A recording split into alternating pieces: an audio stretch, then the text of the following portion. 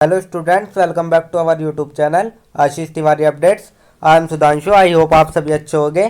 आज की हमारी वीडियो माइक्रो इकोनॉमिक्स के सिद्धांत फर्स्ट सब्जेक्ट पर रहने वाली है, जिसमें मैं आपको सेकंड चैप्टर के जो इंपॉर्टेंट टॉपिक्स हैं उनको शॉर्ट्स में एक्सप्लेन करूंगा। इससे पहले की वीडियो में हमने इस सब्जेक्ट का फर्स्ट चैप्टर समस्त आर्थिक समस्याओं के जो इंपॉर्टेंट टॉपिक्स थे उनको शॉर्ट्स में एक्सप्लेन किया था।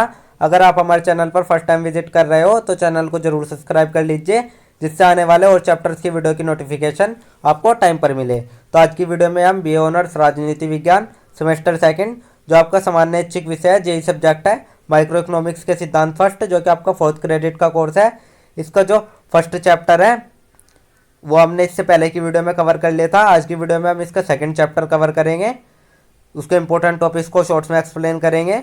तो जैसा कि आप देख सकते हैं, जो आपका ये माइक्रो इकोनॉमिक्स के सिद्धांत सब्जेक्ट है, ये आपका BCom program, BCom honours, BA program वाले स्टूडेंट के पास भी होता है। तो अगर आप BCom program, BCom honours, BA program, BA honours, अगर किसी भी स्टूडेंट के पास माइक्रो इकोनॉमिक्स के सिद्धांत फर्स्ट सब्जेक्ट है तो आप सभी ये स्टूडेंट ये वीडियो देख सकते हैं, क्योंकि सभी का सिलेबस सेम होता है, बस आपका सब्जेक्ट सेम होना चाहिए। अगर आपके पास आप कोई से भी कोर्स से बिलोंग करते हो और आपके पास ये सब्जेक्ट है तो आप सभी ये वीडियो देख सकते हैं। तो चलिए अब हम आपका सेकंड चैप्टर स्टार्ट कर लेते हैं। जो आपका सेकंड चैप्टर रहने वाला है, इसमें हम राष्ट्रीय आय लेखांकन और सकल घरेलू उत्पाद और राष्ट्रीय आय की अवधारणाएं, राष्ट्रीय आय और संबंधित समुच्चयों का मापन, ये सभी टॉपिक्स हम सेकंड चैप्टर में कवर करेंगे। तो सबसे पहले हम एक छोटा सा परिचय देख लेते हैं।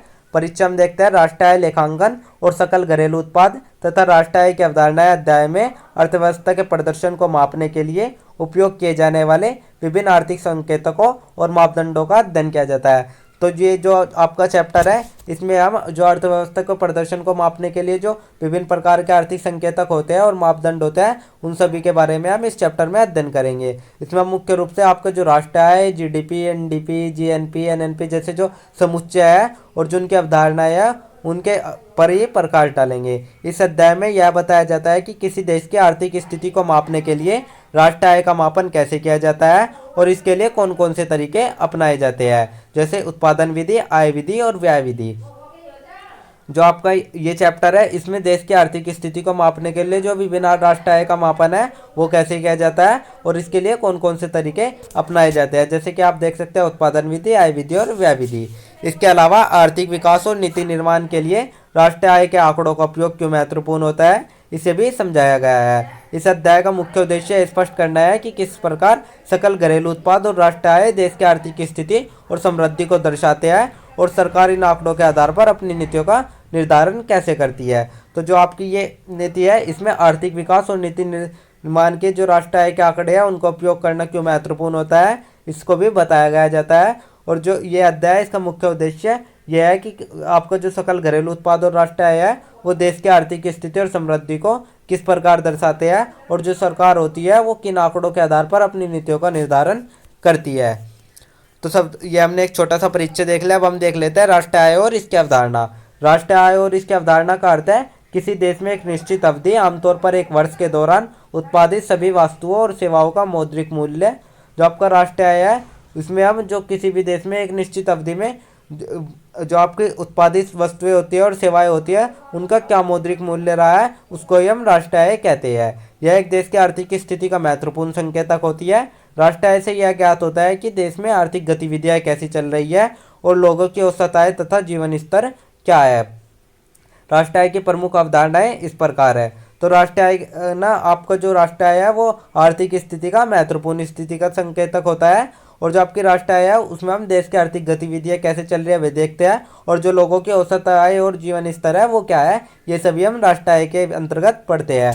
तो चलिए हम राष्ट्रीय आय की कुछ प्रमुख अवधारणाएं देख लेते हैं, जिसमें आपका सबसे पहला आता है जीडीपी, जो कि आपका सकल घरेलू उत्पाद। यह एक देश के भीतर एक निश्चित समयावधि में उत्पादित सभी अंतिम वस्तुओं और सेवाओं के कुल मौद्रिक मूल्य को दर्शाता है।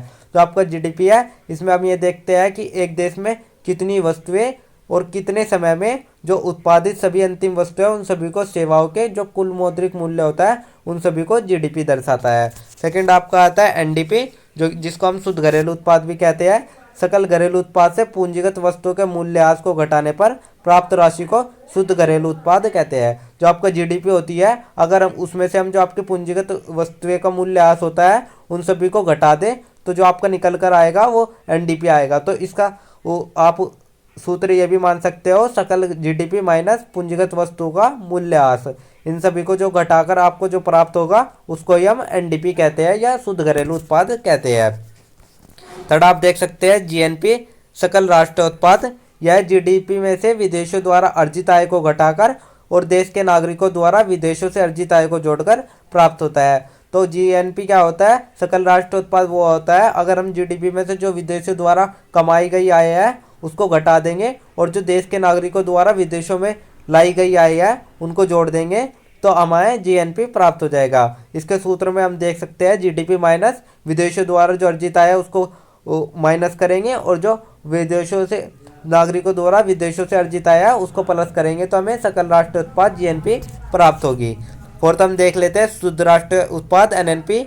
जीएनपी से पूंजीगत वस्तुओं के मूल्यह्रास को घटाने के बाद प्राप्त राशि को शुद्ध राष्ट्रीय उत्पाद कहते हैं। एनएनपी में क्या होता है? एनएनपी में जो जीएनपी होती है उससे जो पूंजीगत वस्तुओं को होती है उनके मूल्यह्रास को घटा देते हैं और जो बाद में हमको जो उत्पाद प्राप्त होता है, जो राशि प्राप्त होती है उसको ही हम शुद्ध राष्ट्रीय उत्पाद या एनएनपी कहते हैं। इसके सूत्रों को आप इस प्रकार से भी देख सकते हैं, जीएनपी माइनस जो पूंजीगत वस्तुओं का मूल्यह्रास है उन इक्वल टू एनएनपी। तो ये आपका सकल राष्ट्रीय उत्पाद का सूत्र हो गया। अब हम फिफ्थ देख लेते हैं आपका नेशनल इनकम, राष्ट्रीय आय। यह किसी देश के नागरिकों द्वारा अर्जित कुल शुद्ध आय को दर्शाता है। इसमें मजदूरी, मुनाफा, किराया, बाजार, ब्याज आदि शामिल होते हैं। जो आपका राष्ट्रीय आय है इसमें जो एक देश के नागरिकों द्वारा अर्जित आय होती है, कुल शुद्ध आय होती है, उन सभी को राष्ट्रीय आय दर्शाता है। इसमें आपके मजदूरी, मुनाफा, किराया, ब्याज सब शामिल होते हैं। सिक्स्थ आपका आता है व्यक्तिगत आय। देश के नागरिकों द्वारा अर्जित कुल आय जिसमें करों और अन्य कटौतियों से पहले की आय शामिल होती है।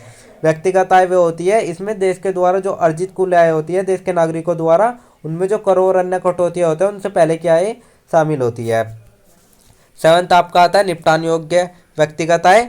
व्यय आय होता है जो नागरिकों के पास खर्च करने या बचत करने के लिए उपलब्ध होती है करों को घटाने के बाद। निपटान योग्य व्यक्तिगत आय में आपके जो नागरिकों के पास खर्च करने के लिए, बचत करने के लिए आय होती है उसको हम निपटान योग्य व्यक्तिगत आय कहते हैं। अब हम राष्ट्रीय आय का महत्व देख लेते हैं। राष्ट्रीय आय से यह पता चलता है कि देश की अर्थव्यवस्था कैसी है, प्रति व्यक्ति आय क्या है और जीवन स्तर कैसा है। यह आर्थिक नीति निर्माण, विकास योजना और सामाजिक कल्याण के लिए आवश्यक आंकड़े प्रदान करते हैं। जो आपका राष्ट्रीय आय है इसका अध्ययन करने से हमें पता चलता है कि देश की अर्थव्यवस्था कैसी चल रही है और वहाँ की प्रति व्यक्ति आय क्या है और वहाँ का जीवन स्तर कैसा है। तो हमें राष्ट्रीय आय से ये पता चलता है। और राष्ट्रीय आय के अंतर्गत आर्थिक नीति निर्माण, विकास योजना और सामाजिक कल्याण के लिए जो आवश्यक आंकड़े हैं वे सभी राष्ट्रीय आय प्रदान करती है। सबसे पहले हम इसमें देख लेते हैं। अब हम देखते हैं आय समुच्चय। आय समुच्चय का अर्थ है अर्थव्यवस्था में एक निश्चित अवधि के दौरान उत्पादित सभी वस्तुओं और सेवाओं से प्राप्त कुल आय का मापन। जो आपका आय समुच्चय है इसमें अर्थव्यवस्था में कितनी एक निश्चित अवधि में कितनी उत्पादित वस्तुएं हैं उन सभी के वस्तुओं और सेवाओं से जो कुल आय है उन सभी को मापना ही आय समुच्चय कहलाता है। यह मापन विभिन्न स्तरों पर किया जाता है जिससे कि जो अर्थव्यवस्था है वो समग्र स्थिति का मूल्यांकन कर सके। और जो मूल्य आय है वे निम्नलिखित है, जिसमें आपका सबसे पहला आता है सकल घरेलू उत्पाद जीडीपी, ग्रोस डोमेस्टिक प्रोडक्ट। यह किसी देश के भीतर एक निश्चित अवधि में उत्पादित सभी अंतिम वस्तुओं और सेवाओं का कुल मौद्रिक मूल्य होता है। यह देश की आर्थिक स्थिति का सबसे महत्वपूर्ण सूचक है। जो आपका जीडीपी है यह देश की आर्थिक स्थिति का सबसे महत्वपूर्ण सूचक है और इसमें जो किसी देश में एक निश्चित अवधि में उत्पादित सभी वस्तुएं और सेवाएं उन सभी का मौद्रिक मूल्य ही जीडीपी कहलाता है, सकल घरेलू उत्पाद कहलाता है। सेकंड आपका आता है शुद्ध घरेलू उत्पाद एनडीपी। जब एनडीपी जीडीपी से पूंजीगत वस्तुओं के मूल्यह्रास को घटा दिया जाता है तो उसे सकल घरेलू उत्पाद कहते हैं। जैसे कि मैंने आपको बताया, अगर हम जीडीपी में से जो पूंजीगत वस्तुओं का मूल्यह्रास है उसको घटा दें तो हमें एनडीपी प्राप्त हो जाएगी। थर्ड आपका आता है सकल राष्ट्रीय उत्पाद जीएनपी। यह जीडीपी में देश के नागरिकों द्वारा विदेशों से अर्जित आय को जोड़कर और देश के भीतर विदेशियों द्वारा अर्जित आय को घटाकर प्राप्त किया जाता है। यह भी मैंने आपको बता दिया जीएनपी में क्या होता है। जो आपकी जीडीपी होती है अगर हम उसमें से जो देश के नागरिकों द्वारा विदेशों से अर्जित आय है उसको जोड़ देंगे और जो देश के भीतर विदेशियों ने अपनी आय अर्जित की है उसको घटा देंगे तो हमें जीएनपी प्राप्त हो जाएगी। फोर्थ आपका आता है शुद्ध राष्ट्रीय उत्पाद, जो कि आपका आता है एनएनपी। जब जीएनपी में से मूल्यह्रास को घटा दिया जाता है तो उसे राष्ट्रीय उत्पाद, शुद्ध राष्ट्रीय उत्पाद कहा जाता है। तो एनएनपी में हम ये देखते हैं जीएनपी माइनस मूल्यह्रास तो हमें एनएनपी प्राप्त हो जाएगी। फिफ्थ आपका आता है राष्ट्रीय आय, नेशनल इनकम। यह देश के नागरिकों द्वारा कुल प्राप्त आय होती है, जिसमें आपकी मजदूरी, किराया, बाजार, ब्याज और मुनाफा शामिल होते हैं। और जो एनएनपी होती है यह अप्रत्यक्ष करों को घटाकर और सब्सिडी को जोड़कर प्राप्त होती है। सिक्स्थ आपका आता है व्यक्तिगत आय।